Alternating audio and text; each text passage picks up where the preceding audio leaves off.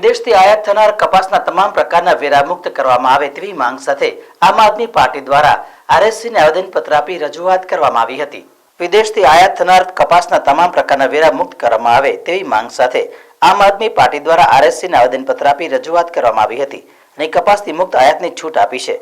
આપ સારી રીતે જાણો છો કે ભારતમાં કપાસનું ઉત્પાદન ભારતની કુલ જરૂરિયાત કરતાં થોડુંક વધારે થાય છે અને ભારતના ખેડૂતો માટે જીવલેણ સાબિત થાય એવી શંકા છે।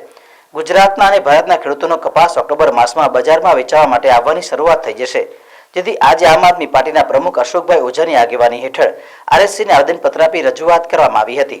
આજે ભારત દેશની અંદર જે ખેડૂત મહેનત કરી અને કપાસની ઉપજ પેદા કરે છે તે ખરેખર ભારત દેશની અંદર જરૂરિયાત કરતાં 25% કપાસ વધારે જ પાકતું હોય છે અને તેના જ કારણે ખેડૂતોને તેનો પૂરતો ભાવ મળી શકતો નથી।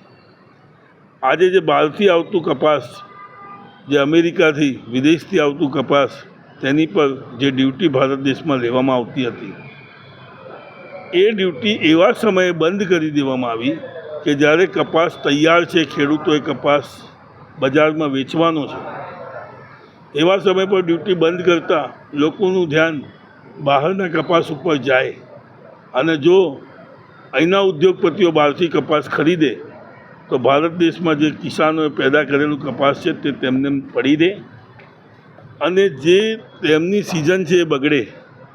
આજે પડી રહેલ કપાસ મફતના ભાવે વેચવાનો વારો આવે તો સરકાર હર હંમેશ લોકો માટે, ખેડૂતો માટે જે વચનો આપે છે એ પૂરું ન કરતા વિદેશોને ફાયદો થાય તેવા કાર્યો કરી રહી છે।